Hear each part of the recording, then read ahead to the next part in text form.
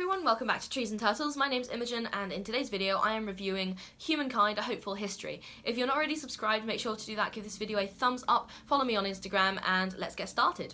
So I read this book a while ago, and I was really interested in it because a lot of people who are commenting on human nature have something negative to say, and it's all about how people are inherently bad, and we're all evil, and we're going to harm each other unless we are prevented.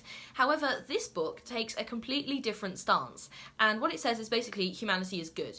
Humanity is fundamentally good, and most people are fundamentally good people, and it sort of seeks to provide historical and scientific context for this assertion. So it challenges traditional views on human nature that paint humans as inherently selfish, aggressive, and competitive. It also argues against the popular belief in veneer theory, which suggests that civilization and social norms are necessary to suppress our natural, more base instincts. So basically that society is a veneer, and once you get below the veneer, we're basically like horrible people. Okay, instead, it sort of proposes that humans are fundamentally good, cooperative, and inclined towards pro-social behaviour. So let's look at some key points and themes from this book.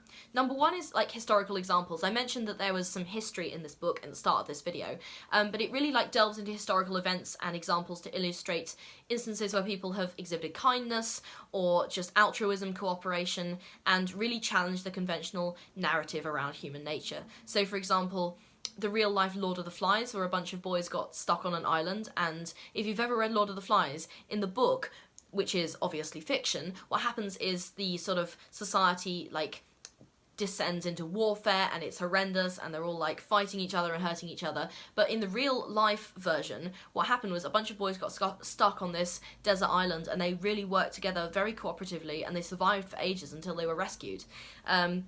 And it was an amazing story. And also, he also brings in the example of the Christmas truce during World War I, when both sides kind of came together and they sang Christmas carols, and it was peaceful for one day.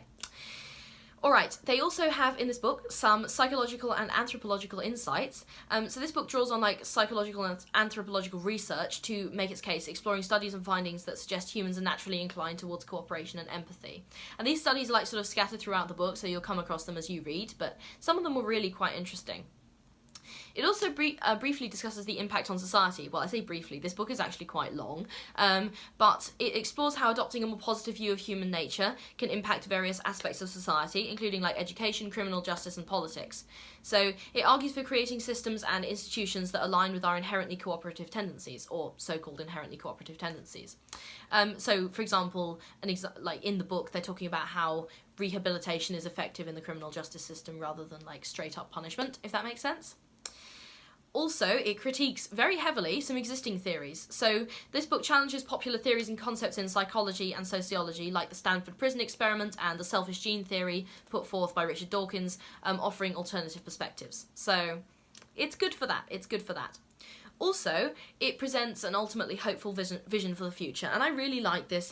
Personally, as an optimist, obviously I'm going to like an optimistic book about human nature, but the book ends on a really positive note, which is sort of offering a vision of a more compassionate and cooperative future if we actually embrace and act on the belief that we're good. So the key thing that's in that part of the book is that we actually have to believe in our own innate goodness. If we think we're bad, then we're going to act in a bad way. But if we actually realise that we're good, then we're going to act in a more positive way, and then society will be improved, essentially, is his thesis. So I like this book overall. I do think in some places it's over-optimistic, but I generally really love the fresh take, and obviously as an optimist myself, I really like the history and science behind why we should be optimistic. So I recommend this book. Yeah, I'd say 3.5 or 4 stars out of 5. Pretty good book. Bit over-optimistic in places, but I would recommend you read this book. It is worth your time. Alright, that is my review of Humankind, A Hopeful History. If you're not already subscribed, make sure to do that. Give this video a thumbs up, follow me on Instagram, and I'll see you guys next time. Okay, bye!